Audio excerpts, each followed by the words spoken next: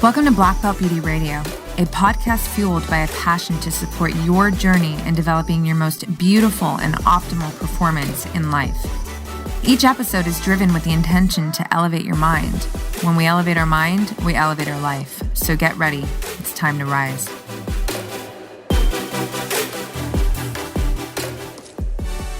Alison, hello. I'm so, first of all, just so happy to be in the space with you, to be connected with you. Good morning to you. And second, to be able to dive deeply into this conversation that you're such an awesome expert in, imposter syndrome, and just really tease it out. Because I really do, I believe that this is a very important conversation. It resonates, it really goes hand in hand with a lot of facets of my work talking about authenticity. And I really love specifically your voice in this subject. So thank you so much for making time to be here with me and all of us watching and listening. Well, thank you, Roxy. I'm so thrilled to be here and be in this space with you. So thank you so much for the invitation, and hello, everyone. And I don't know what time you'll be listening to this, but right now it's morning in Sydney. So good morning from Sydney. And as I said, such a thriller. I really can't wait for this chat. Yeah, well, let's dive right in. I think the first place to start is from I want to say your perspective, but that's a very the definition of imposter syndrome. Mm-hmm. I mean, I know because it's a subject that I think you're hearing about a lot, and it gets a little tricky because mm-hmm. when you start to listen to things on social media, I feel like it's not always this. There's not always this kind of one direct kind of definition of it. That's just mm-hmm. how I've perceived it. So I would love mm-hmm. for you to just explain what is imposter syndrome. Sure.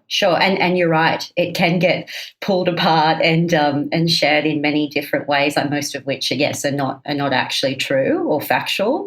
Yes. So for everybody listening, essentially what imposter syndrome is when an individual is unable to properly internalize their success, their talent, their skills, and their accomplishments despite evidence of their actual competence and all of those things. So if you're experiencing imposter syndrome, you're blocked from the ability to properly internalize your success and all of those things. And therefore you develop a fear that you're going to be exposed as an intellectual fake, phony, or fraud. And that's where the name imposter syndrome comes from. So it's a type of fear, and it derives from not being able to properly internalize yourself and your actions. And that's because it stems from a seed of a self-worth issue that was planted in your past. And as you move through your life, predominantly into your adulthood, it comes out as imposter syndrome. So that's a really clear sort of cut way I can explain it, because there's a disconnect. In those of us who experience imposter syndrome, we are not seeing the true reality of who we are and what we're actually accomplishing. And that's because a fear has taken over us. And so that's what makes it different to other fears and also standard self-doubt, which I know we'll cover. So if you've got a persistent feeling that you're going to be exposed as an intellectual fake, phony, or fraud, an inability to properly internalize your success, then you're steering down the road of imposter syndrome. Well, that actually was a really beautiful and very clear definition of it. And it's fascinating because it's so deep. A couple of things to pull on there. You talked about self-worth issues. You talked about, these sort of issues stemming from the past, like deep in the past. Mm-hmm. And I think it's interesting too, because I have found that a lot of times when I'm hearing about imposter syndrome, it's coming about in people who are actually very successsul. Like, yes, really done the thing, like they're doing the things, but so are you saying that, when you think back to like the issues that could be, and that makes so much sense to me, by the way. So is this something that you would say that they're just kind of silently holding within, harboring within, but then they're still moving forward and going for the thing and then accomplishing their great goals and, but because they've been harboring these self-worth issues, mm-hmm. they, it becomes this incontrollable situation that they're always having to show up, in their imposter kind of ways, I guess. Yeah, no, it's a very good question. So a couple of things on that, just to break that down so the audience gets some takeaways as well. So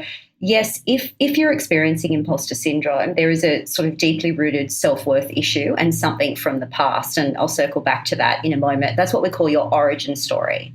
And due to that origin story, it changes the stories you tell yourself or that you've been exposed to, and the beliefs that you have. So you form a limiting belief, and later in life, that limiting belief comes out as imposter syndrome for around 70% of individuals globally.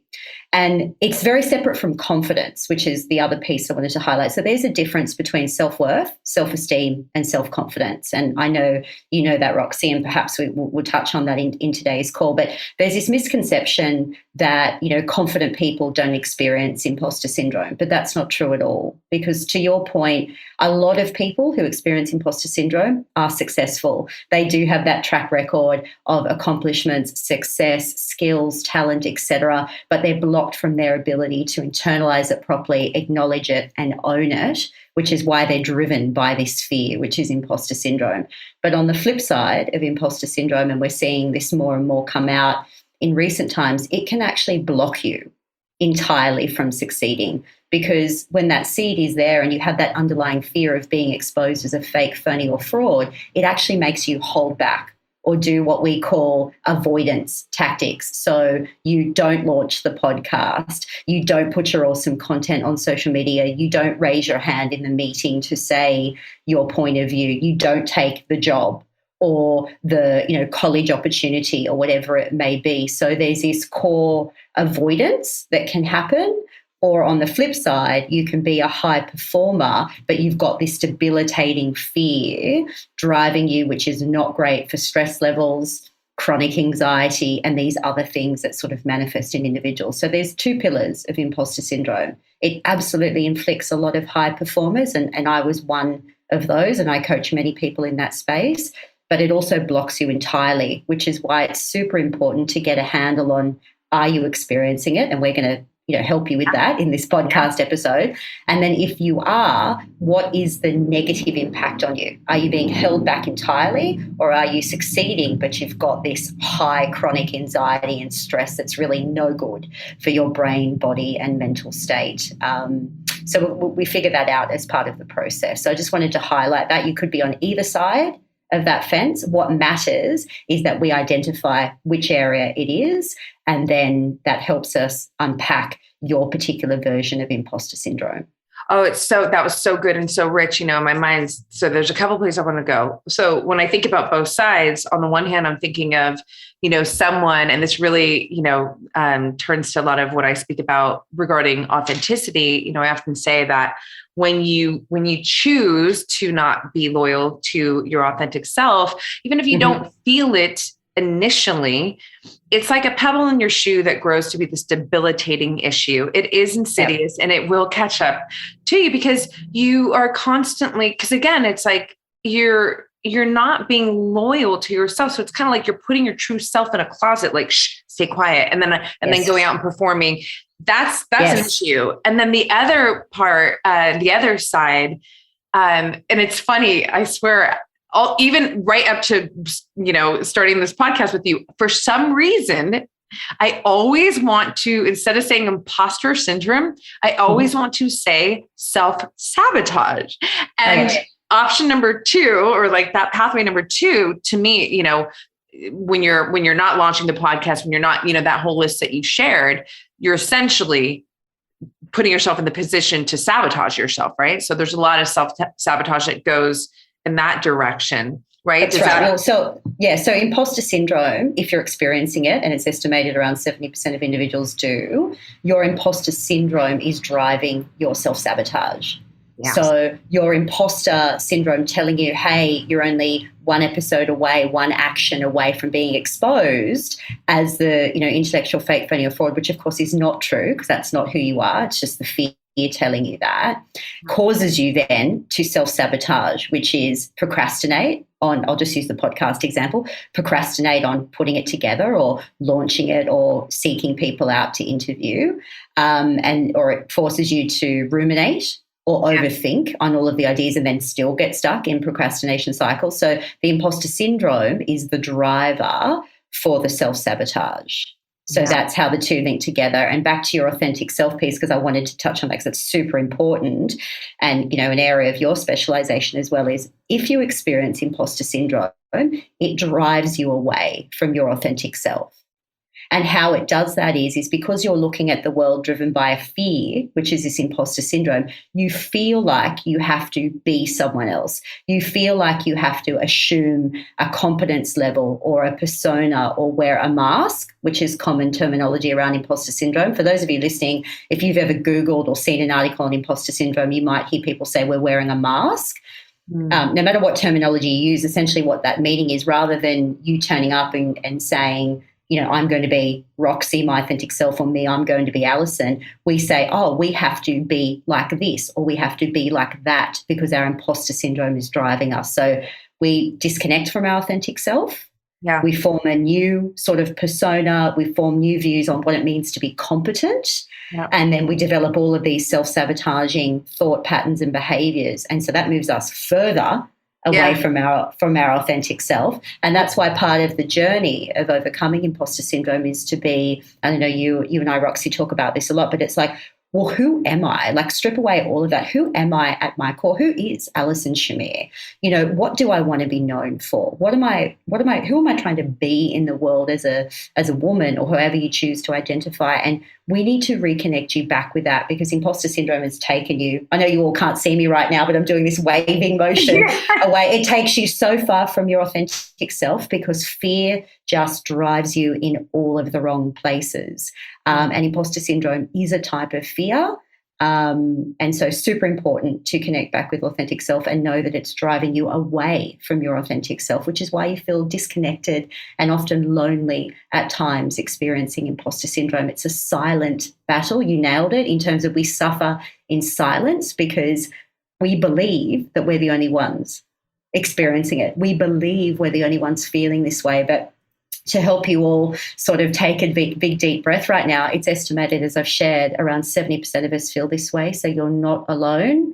If you feel disconnected, that's completely normal when experiencing imposter syndrome, and we do want to reconnect those pieces, Roxy, which is what I love so much about your work and your really expertise in that area is it does lend itself really well to imposter syndrome. And so I'm thrilled to be one of the reasons why I'm here. And obviously we know we've done some other work together, but it really does. It's super important and they come together very closely.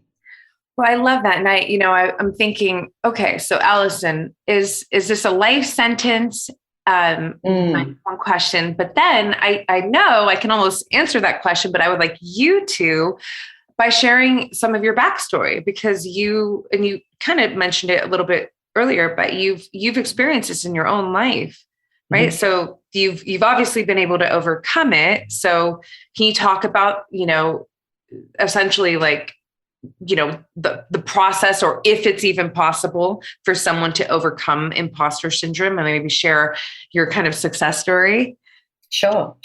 And so it's absolutely, it's not a life sentence, back to your earlier question, and you can absolutely learn to manage it, or even some individuals overcome it entirely. And I'll explain the difference on that in a moment. It isn't an overnight fix, which is something I want to share right away. So we can't literally click our fingers and just not feel like an imposter tomorrow if we're experiencing imposter syndrome. But after a couple of weeks of work or the right guidance, and then certainly a couple of months, you can make huge progress. How long it takes comes down to how long you've been experiencing it and the toll that it's taken on you. So as many of you might know listening, and certainly Roxy, is when we're trapped in negative patterns of thinking, which imposter syndrome makes us do, or negative behavioural patterns like self-sabotage, they become patterns and they become habitual, right? So as you know, with any habit, we can make incremental changes every day, but we don't just flip the switch. So it's not an overnight fix, but it's absolutely something you can move through. And then, and yes, I'm living proof of that. But there are a lot of people around the world who are, and obviously I coach people day to day to overcome their imposter syndrome. So just for everyone listening, a snippet of my story. I've been a full-time coach and speaker, specializing in imposter syndrome for 3 years, but I've been studying and immersed in imposter syndrome for 9 years. And that 9-year journey is because I myself experienced huge battles with it in the past. And it was after a major debilitating panic attack 9 years ago when I was working in my previous life as a technology executive. I have a long corporate career prior to becoming a coach and speaker. My own imposter syndrome caused me to have an extreme panic attack at my workplace. So I literally had to run to the bathroom. I was getting ready for a really big meeting, and all these things were going on. I had an imposter moment and the anxiety took over my body and I had an extreme panic attack. Now, don't be frightened, everyone listening to this. Not everyone's imposter syndrome leads to a panic attack, so please don't be alarmed. This is just my personal story. And so there I was, literally like in the bathrooms of my building, a large corporate building here in Sydney, and I actually thought I was going crazy. You know, I thought, am I having a mental breakdown? Am I had a big role? Yes, high stress, but I actually didn't know what was going on, and it was very scary at the time. And that moment was the catalyst for me to basically find out what the hell was happening to me, because I realised that wasn't the first time I had felt that way. However, it was the first time I had a panic attack. And I don't know if anyone listening to this has ever had a panic attack, but it's incredibly frightening because you're highly panicked, you're shortness of breath, you feel like the walls are closing in on you. It's an awful experience. Again, not everyone experiences this, but this was my unique story. So I went on a bit of a mission to basically cure myself. And it was through that mission that I identified that what I'd been experiencing had a name. That name was imposter syndrome, or imposter phenomenon, as it's also known. Doesn't matter which name you call it, whatever you're comfortable with. And that was the start of this 9-year journey. So I went down hunting down information, research. I just immersed myself in this world of imposter syndrome. And I took great comfort from that because firstly I realised, oh my goodness, this thing has a name. It's been, at that stage, it had been researched, identified, pulled apart, assessed for more than 40 years. It's nearly 50 years now, since the late 70s when imposter syndrome was first discussed and researched. So that was the journey. So again, just a high-level overview, and then that's the journey that's led me to you today. And so I learned that this stemmed from a deeply rooted issue from my childhood. I was abandoned by my mother, and that's a whole story for another day, but just to give you all a high level, that left me feeling not good enough or unworthy of my own mother's love, despite having a wonderful father and the other side of the family being very, very good. That then caused me to become a child who focused on perfectionism because I desperately thought that if I was perfect or did everything really well, perhaps my mother would love me or be the mother I wanted her to be. That then, moved through into adulthood and turned into imposter syndrome. So the seed of my imposter syndrome came from a situation with my mother, and the majority of seeds. So for all of you sort of listening to this, if you want to self-evaluate, the best way to do that and think, am I really experiencing imposter syndrome, is 2 things. Do you have an underlying feeling that you're going to be exposed as an intellectual fake, phony or fraud, or that you're going to be found out, as not good enough or not worthy? If you're experiencing that, it's imposter syndrome. And the second part of that self-evaluation is, when was the first time you felt this way? When was that moment in your past? You might have been a child, you might have been a teenager, where somebody made you feel, or an experience made you feel less than. And I know through my work that all of you, if you're thinking, yes, I'm experiencing, are going to be able to take yourself back to that moment. And that's what we call your origin story. Everybody with imposter syndrome has an origin story. And one of the first things I do in my coaching, whether it's at a group level or individual level, is I find out the source of my client's imposter syndrome, because that source has led you to adopt a belief. That belief has led you to adopt behaviours and a thinking pattern. And those behaviours and thinking pattern are self-sabotaging you And that has become your imposter syndrome. Yes. So that's a bit of a journey there for you all. You can self-reflect listening to this podcast, and after the fact, you'll be able to take yourself back to that seed. And it's super important to help you on your journey back to your original question, Roxy, of, well, how do I come through this? Is identifying the origin or the source, identifying how it's impacting you now, and then we have sort of tools and tactics of how to redirect that negative behavior and that negative pattern of thinking into new, positive, conscious, and confident ways of thinking and acting, I should say, and acting. No, yeah, that's so valuable. Just to share that kind of test, that self-evaluation, because I'm sure there's so many like you in that moment, years ago, where it's almost like you're not even aware of what's happening. I mean, now obviously it's imposter syndrome, right. A big part of the conversation, but I think, and this actually bridges to something I want to talk to you about. One of the other selves that I'm constantly talking about is self-awareness, and how important it is for everything in life. You cannot make authentic, feel good, meaningful progress in life if you don't have strong levels of self-awareness. This is also where great point. Honesty comes into the picture, right? So, that evaluation test, we should probably put the disclaimer, you got to be very honest with yourself. If you're listening to this podcast, there's a good chance you're already, looking in that direction or operating from that. That's right.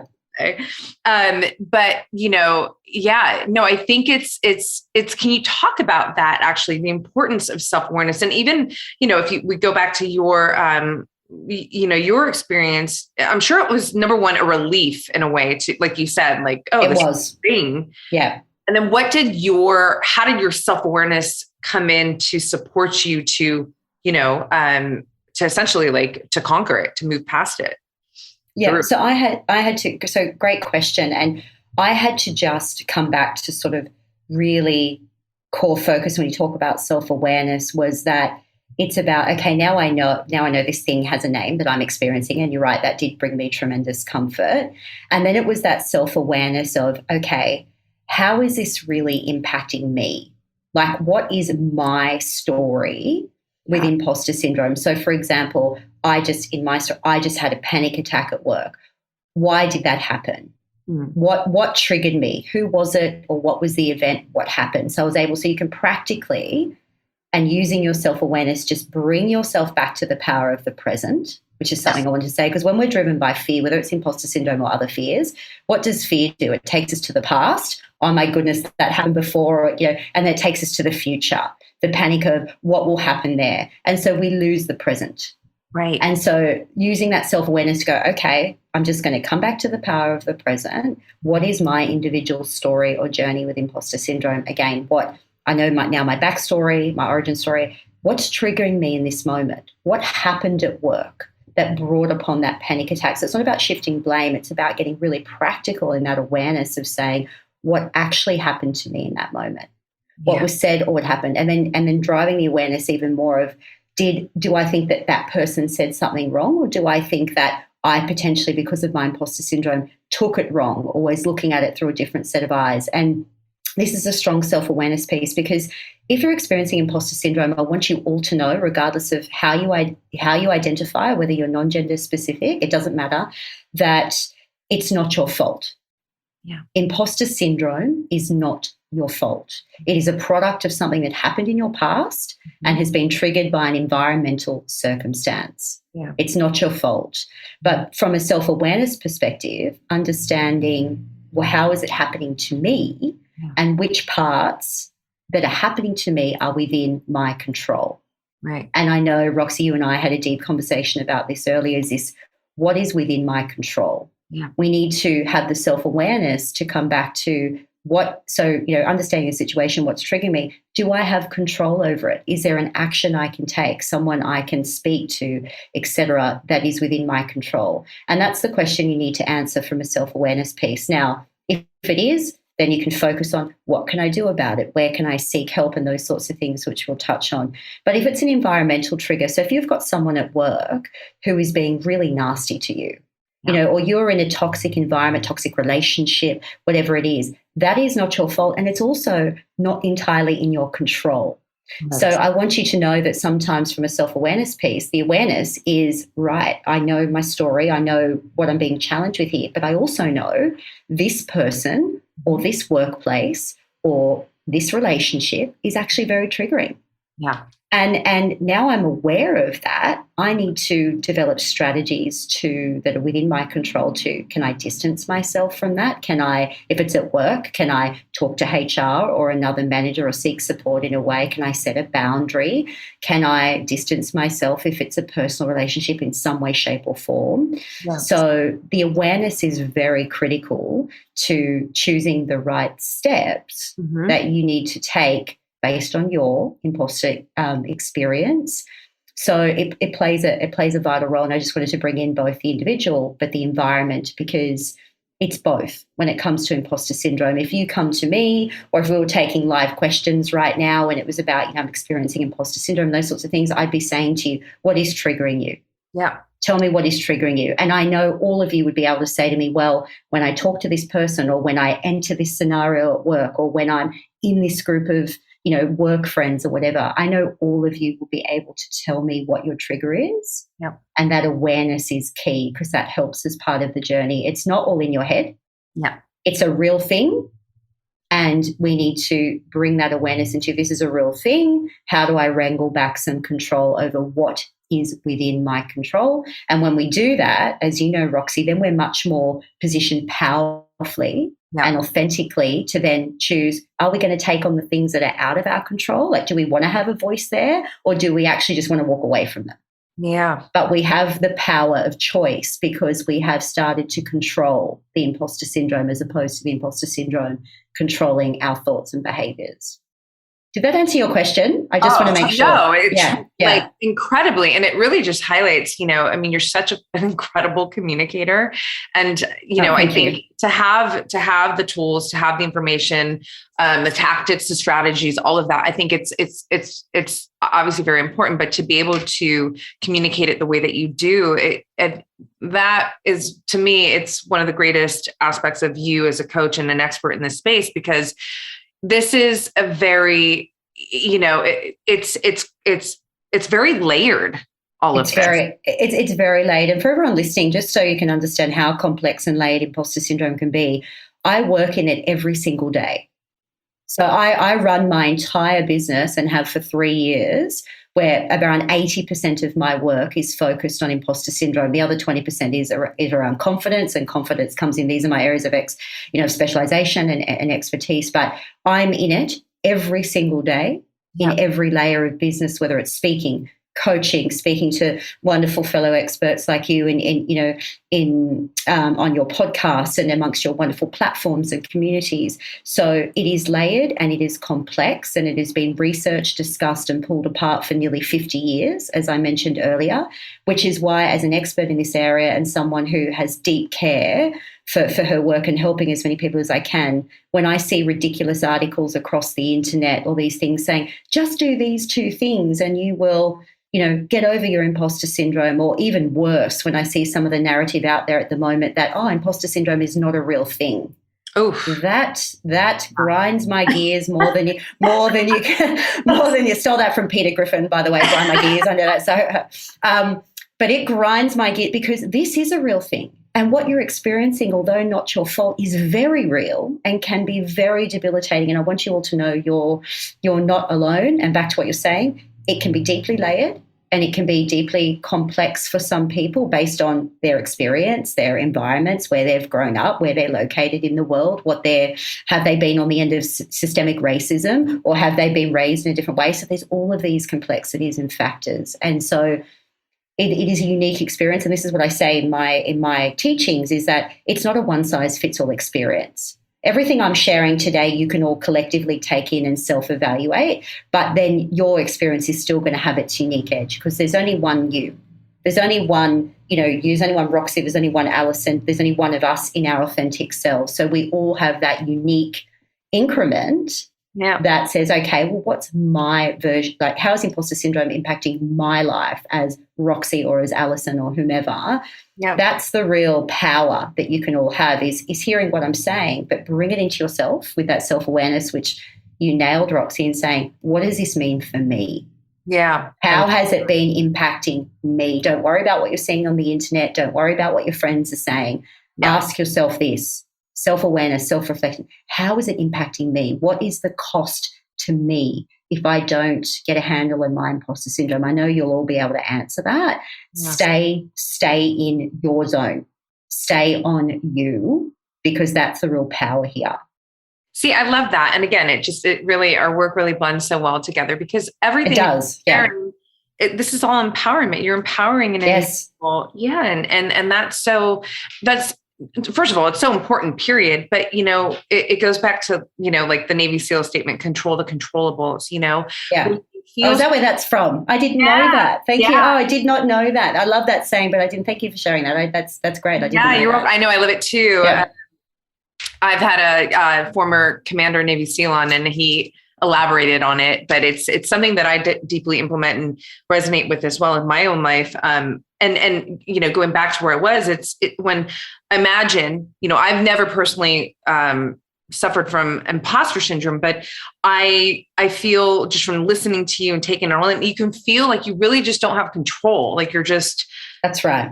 And so I love these, just the way that you work through all these layers and you make everything seem so practical, so real. But also, again, like just, it's really inviting the individual to switch on some self-awareness. This is going to pull you into more of an empowered state. Yes. And then this actually it kind of segues into something I do want to talk about, because I know this is also part of, your coaching, your expertise, but I do want to talk about how, confidence, self-confidence, self-esteem, like where does this come into the picture, in a healthy way, maybe focusing on how it can support an individual who is dealing with imposter syndrome and, hopefully moving out of imposter syndrome. Sure. Or anywhere you want to go with it, really. Yeah, sure. No, again, another great question. And I think, so I'll start with confidence. So when I'm coaching or in my work, the three main selves that I talk about are self-worth, self-esteem, and self-confidence. And then obviously in other parts, yes, we bring in the self-awareness and those other layers that we've already spoken about, which are just really important all the time.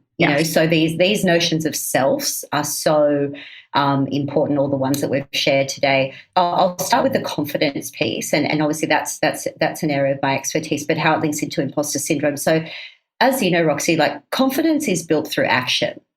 So confidence can only be cemented through action. So even though we might be thinking positively about something, or we might be on a really sort of good vibe, until we do the action, we don't cement the confidence. So where that comes into imposter syndrome or just dealing with other forms of fear is that the way through fear and the way through imposter syndrome is action and taking positive or corrective action. So when it comes to imposter syndrome, the higher your confidence, therefore, the higher propensity you have to taking action, which means you are able to slice and dice your way through your imposter thoughts and imposter behaviors much faster.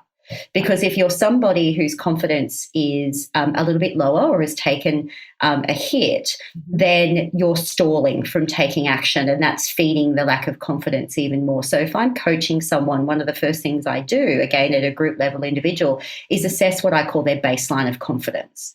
And I do that through getting them to sort of rate themselves, and I put them through a series of questions, and they essentially end up with a benchmark out of 10, just to give you context. And that really shows me sort of where they're at and the work that I need to do, because if someone is low in confidence, we need to wrap around that and address the why and the how that is, because we have to understand that first. So that's where the confidence piece comes in. The self-worth piece, when it comes to imposter syndrome, is somewhere in our past, if you are experiencing imposter syndrome, in your past, your self-worth has taken a hit.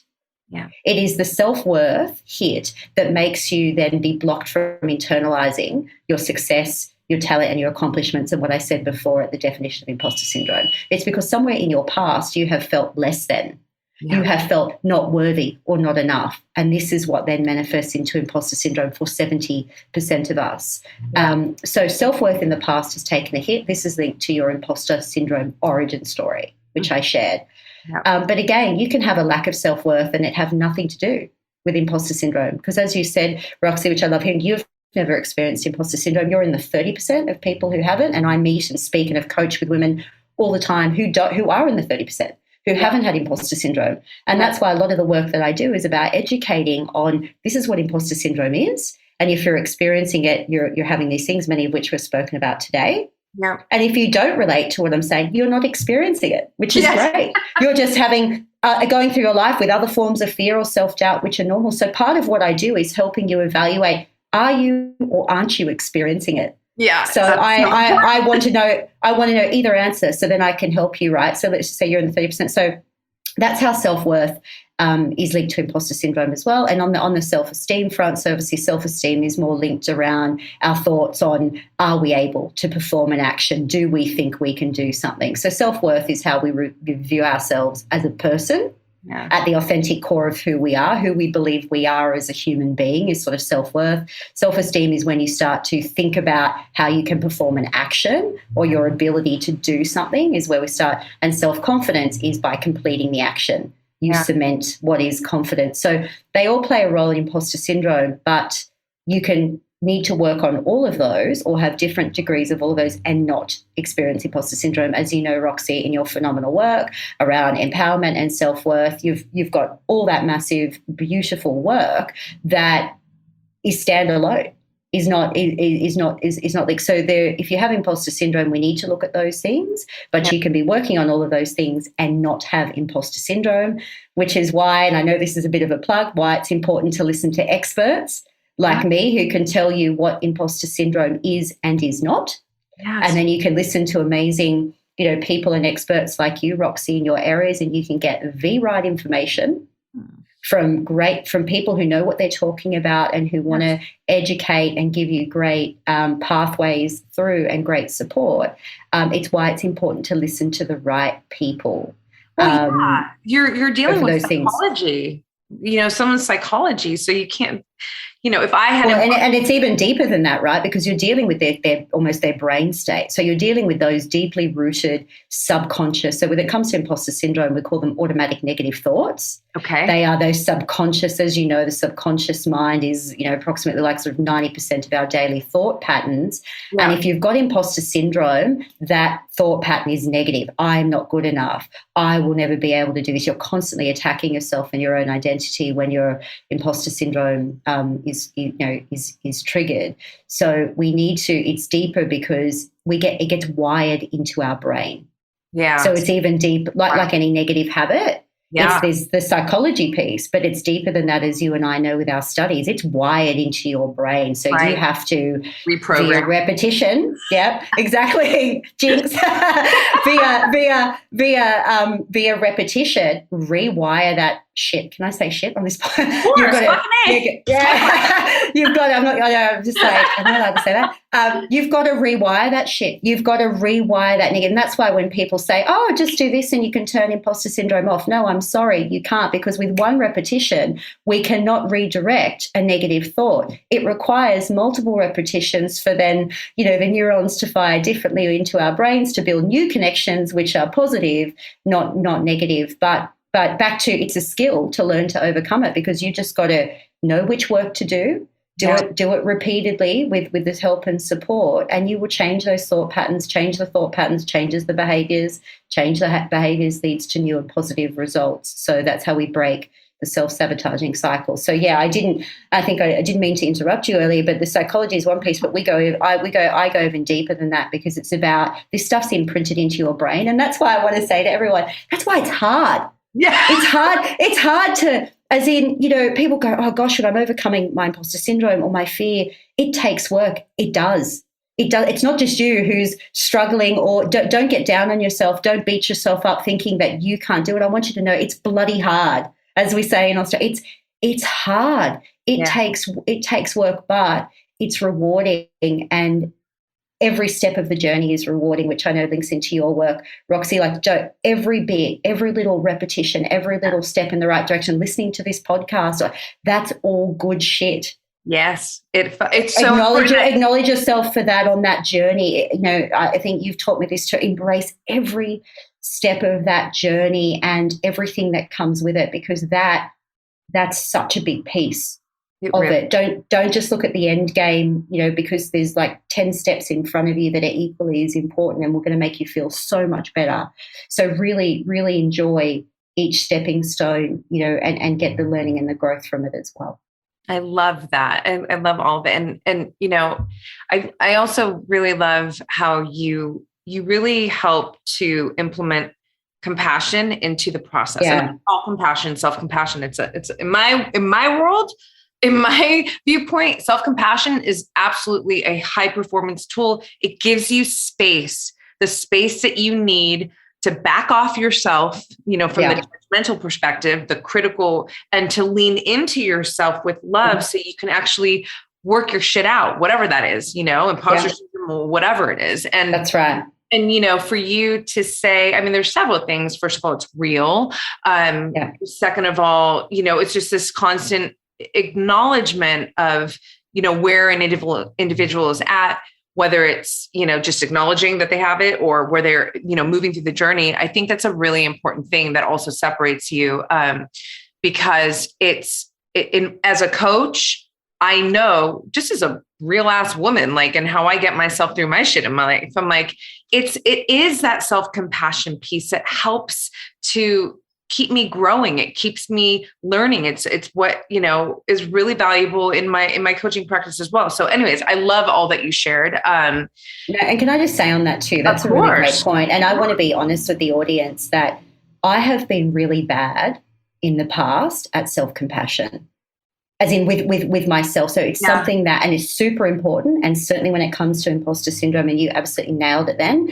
And I want everyone to know as well that that's been a journey for me, because I have been notoriously bad at being compassionate on myself. In fact, I am sometimes so hard on myself, even though I can manage my own imposter syndrome or silence it, you know, really quickly, because I've now had all this practice and I'm an expert in it. But so that's something that, you know, when I met you, Roxy, and when I draw upon your content and being in your platform and community, like, you are teaching me to be better at. And I have had coaches, you know, I always have coaches and mentors around the world, and they have helped me with that.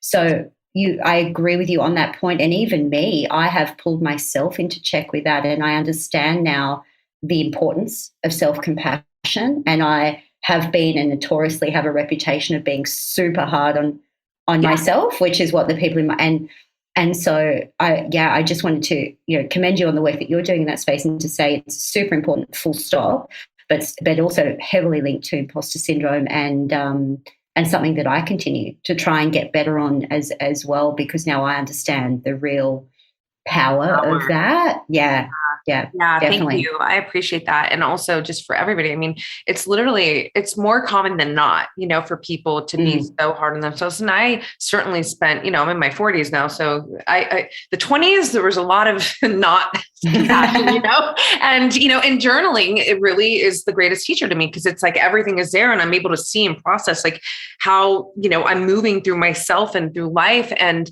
you know, when you make that switch, and this is where, you know, I say, you know, when you stop fighting yourself and you start fighting for yourself, and when you are applying self-compassion, this is you fighting for yourself, because it's not fucking easy. It's not. And it's interesting because, you know, I'm an edgy woman and I'm fucking athlete, this, that, but, and then I'm coming at you saying like, you got to hold love and compassion for yourself. So sometimes those people like, huh? But that's the best part. I'm like, guess what? It goes hand in hand. It's what allows you, an individual, me, you know, to be able to, you know, show up with your fullest potential, and to constantly have space to allow yourself to be fucking human and go through shit, so that you can continue growing and thriving in life. So, that was important. Thank you for sharing that. You know, one of the things I love so much about you is, you know, first of all, you're so passionate about your work, and it just like, it comes through. That's where you're like, sorry, I interrupt you. My girl, interrupt me all fucking day. This is about, like, go right now. Because it's in your heart. Like so it comes out so, easily. And the other thing is, I feel like this is one of my superpowers in life. Mm-hmm. It's the authenticity read on people. I can call bullshit the littlest layer, like that's hiding, like I can sense it. I can read it in someone. And I love my read on you, straight up, like the read of how authentic you are, how passionate you are about, like the authenticity in your passion to really show up in your work and really support individuals who are going through this. And I want to bring up something that, I remember when I saw it on your social, I was like, I already loved you, just for backstory for people to know, like we met in their same academy. Yeah. I mean, same right back at you. Same. That, you were guesting on a news channel.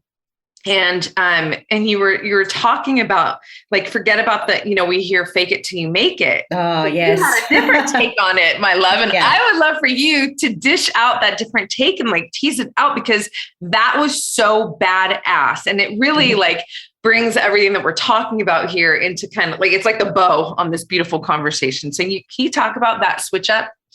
Yeah, absolutely. And I love your superpower, by the way. That's a really great one to have. And as I said, I'm so happy the universe brought us together in this synergy. I'm so happy to be in this chat and, as always, in this space with you. And so fake it till you make it. So I can't stand that phrase, and that's putting it politically correct, which I'll stick to. So I really fake it till you make it, I believe, is an outdated, self-deprecating statement that just needs to be left in the past, and just left behind, because I believe it's a phrase that holds, in particular, women back. And the reason for that is that, fake it till you make it, although when it's shared, it's kind of meant as a phrase to help you, drive confidence, or to help you really step up and gain confidence. But it actually has the opposite effect, because it's telling you to fake it. And the reality and fake, there's nothing good about the word fake. But that aside for a moment, is that what happens is then you do the action. So you get on the podcast episode, or you deliver the talk or project at work, or you whatever, sit in the job interview, and you're actually there. You are physically there. You are doing the work. You turned up, you're speaking, you're whatever it is that you're doing. And what you're not doing by buying into the phrase of fake it till you make it is you're not owning it. Because you tell yourself, I was just faking it, just going to fake it till I make it. So you're already planting the seed in yourself that what you're doing is not real. And that couldn't be further from the truth, because, again, if you turned up, if you spoke the words, did the action, you are demonstrating confidence. What you're not doing is banking that confidence, because you're dismissing it as faking it. And that's why I don't like that phrase at all. It's definitely self-deprecating. It belongs back in I think it came out of the 70s or 80s or somewhere in pop culture. It belongs back there. And what we need to say instead is, it just needs to be left in the past. And I like the reframe of brave it till you make it, or just owning it and saying, I did it. Yeah. I gave it a shot. I turned up. I was there. So whatever language is empowering to you, you can all choose your own language, but we want to move away from faking it till you make it. And it has a direct impact on imposter syndrome, because imposter syndrome, we already feel like an intellectual fake, phony, or fraud. Right. So when somebody tells you to fake it till you make it, or if you're trapped in that habitual saying of saying it to yourself, you are feeding imposter syndrome. You're either having it, it's triggering you with somebody else saying it, or perhaps you're reading it in an article. And if you're saying it to yourself, you're feeding your own imposter syndrome. So you're not faking it.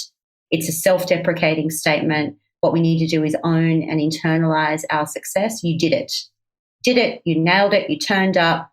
And even if whatever it is you didn't do it perfectly, or it was your first try, that's all okay. That's still confidence. Right. Doing something once, doing it, going to your first yoga class, even though you sucked at it, you still get that little increment of confidence if you say to yourself, I did that. I'm so glad I turned up, or again, whatever the action is.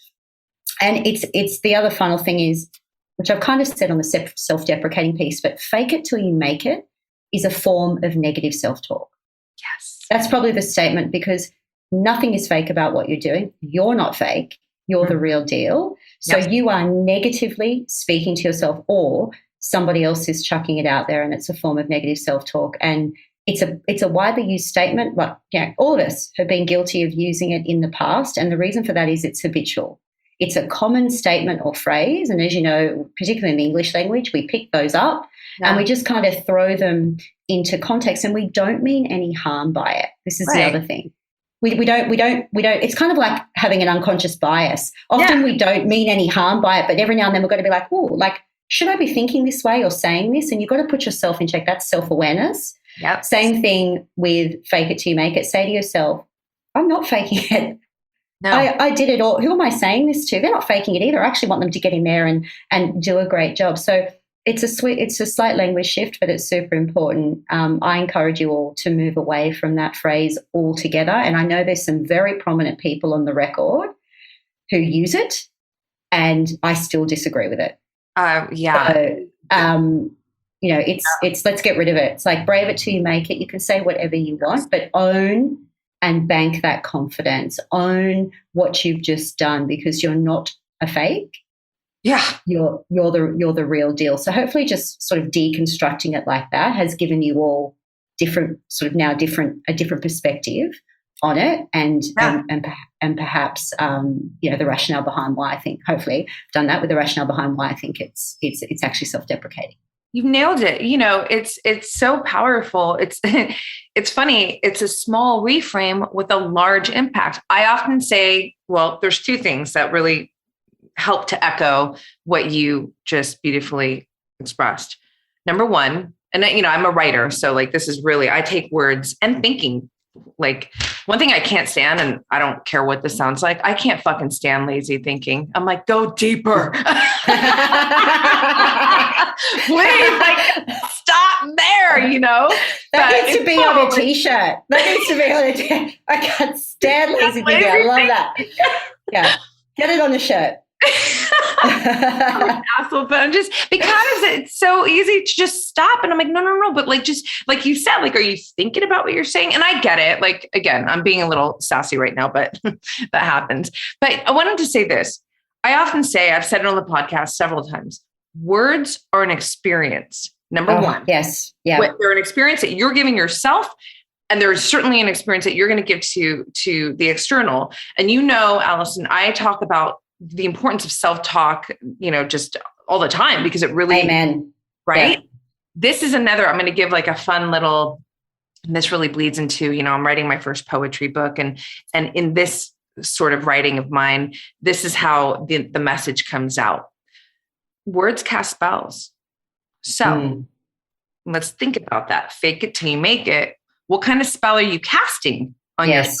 But your reframe, I know you said like either, use that or just own it, get rid of it. But I actually really like the reframe. Like, brave it till you make it. That's a fucking awesome spell to cast on yourself. Like it really, so I think it's important.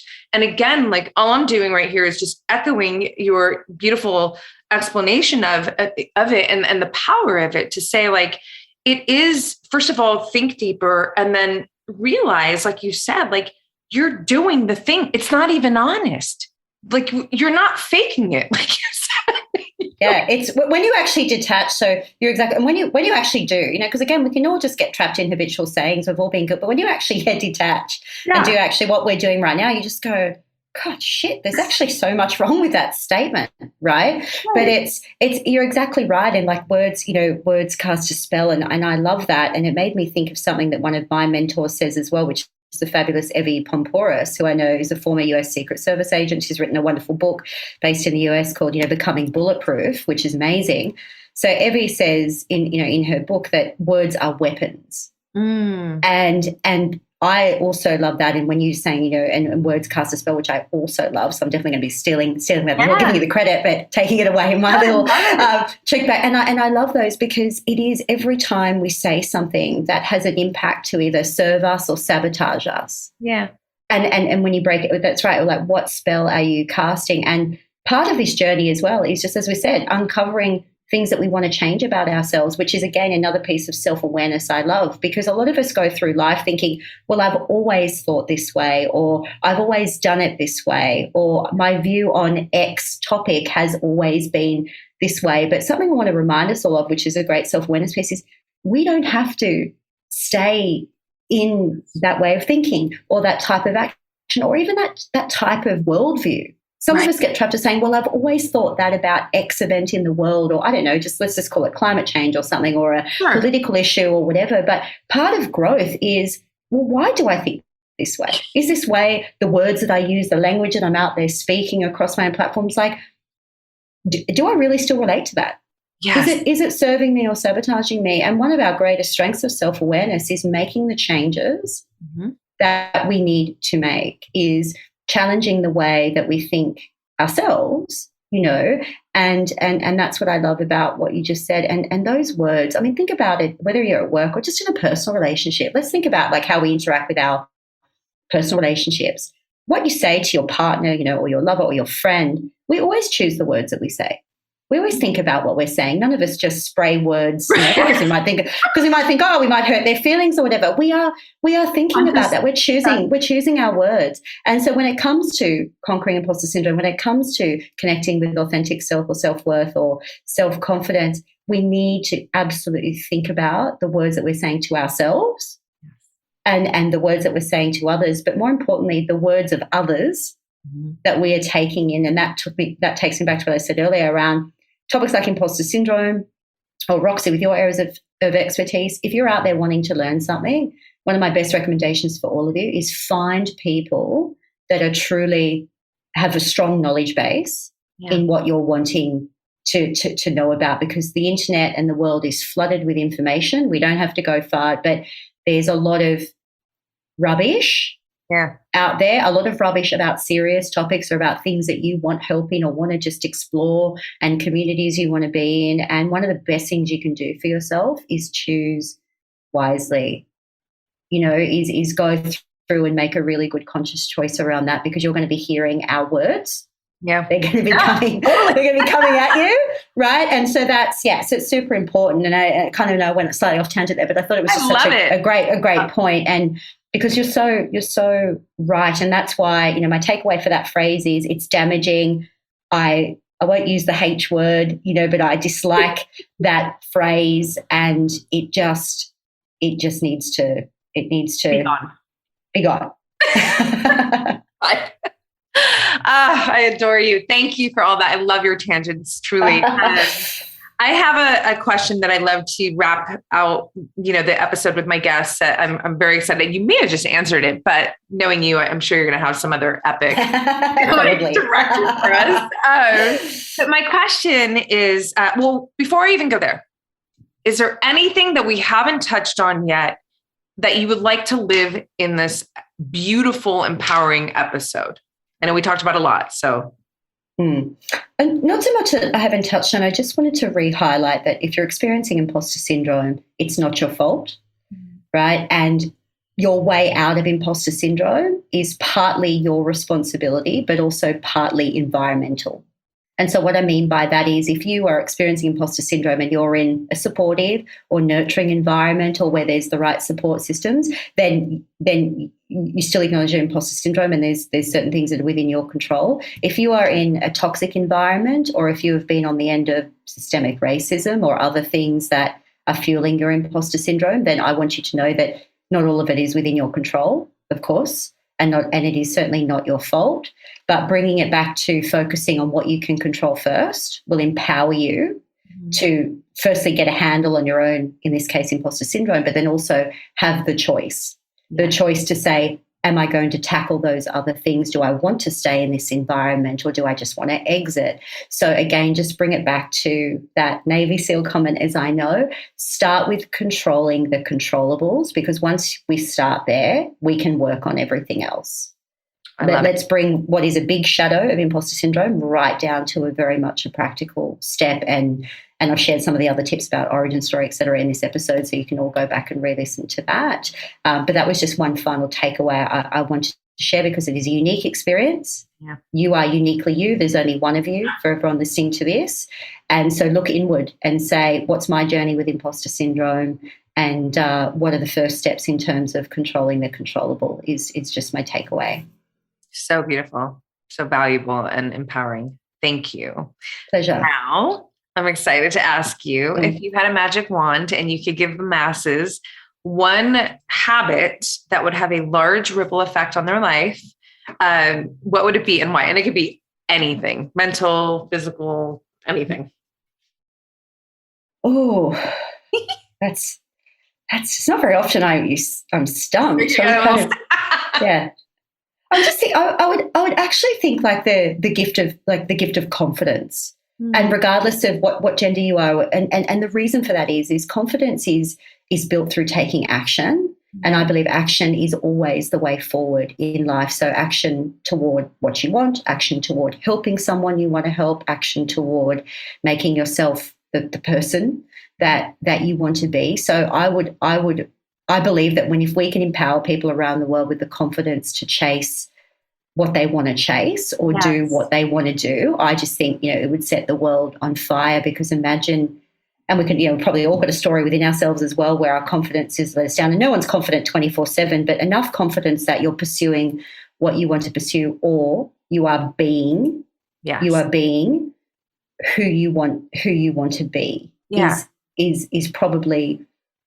Yeah, that's what I would say right now, because I just think so many of us out there have magic things inside us of who we want to be or what we want to do. And just having the confidence to stand in your own presence, or the confidence to do whatever action you want to do, I think would just move so many people, forward in leaps and bounds. So I'd be sprinkling some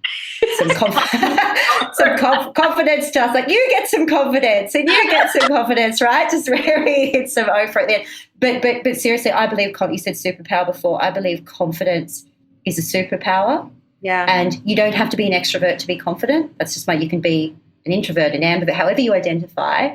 But confidence can open doors. Confidence is you taking action. So I think it's a great skill. Yes. It's a great skill in life, as part of your toolkit in life, is to always be working on your confidence and what confidence means for you. Yes. Again, so as the individual, and I think it's going to make you feel,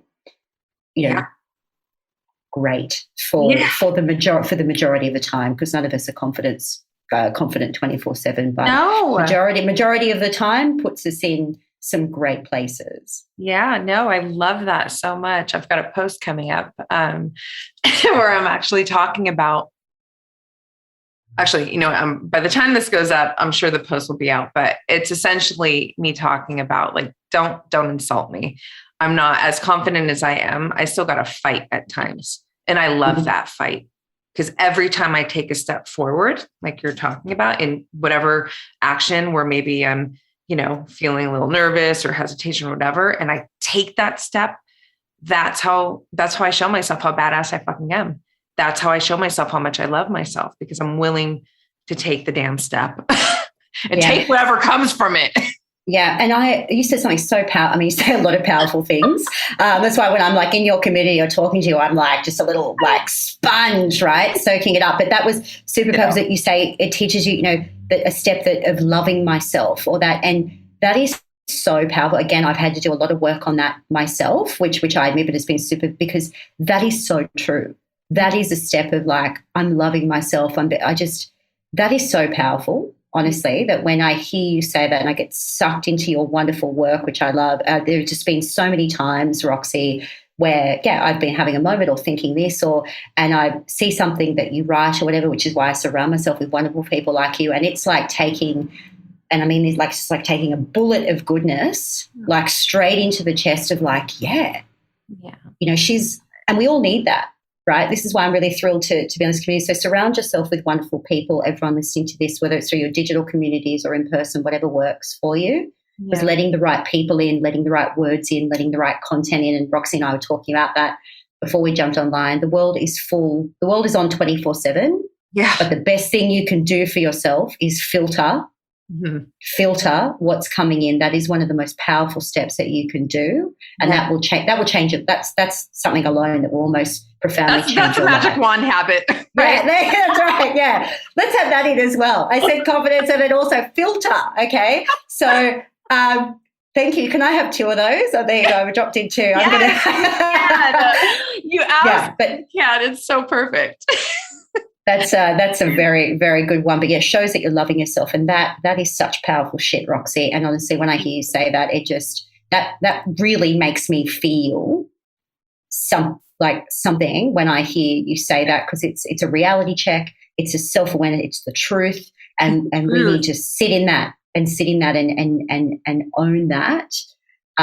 So I love that. Anyway, I just wanted to share that, because that personally relates to me a lot too. Well, thank you so much for everything. For you, honestly, I'm so grateful for our connection, truly. And I'm so here in your corner, here to continuously support you. I love your work. I think you are absolutely doing the work you are meant to do in your life. I'm excited to see where it all goes and how it evolves. And again, it's an honor to have you here with me, with all of us I already know like how many people around the world are being supported right now just by taking you in. And that bridges me to want to ask you, can you please share with our listeners and our viewers, where do they get connected with you, following your work, potentially work with you, all the things? Yeah, thank you.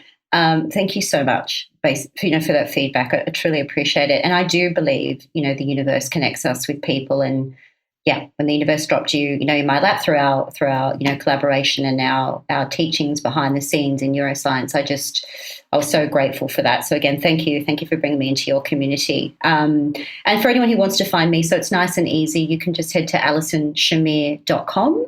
And if you're interested in, I've got a great blog on my website and great articles there full of wonderful free information and insights on imposter syndrome. So head there and you can do some great reading. Or come say hi on Instagram, again, at Alison Shamir, are the 2 main platforms for this. If you're in the sort of business community or like the LinkedIn space, I'm very active on LinkedIn as well. Again, just come find me at Alison Shamir.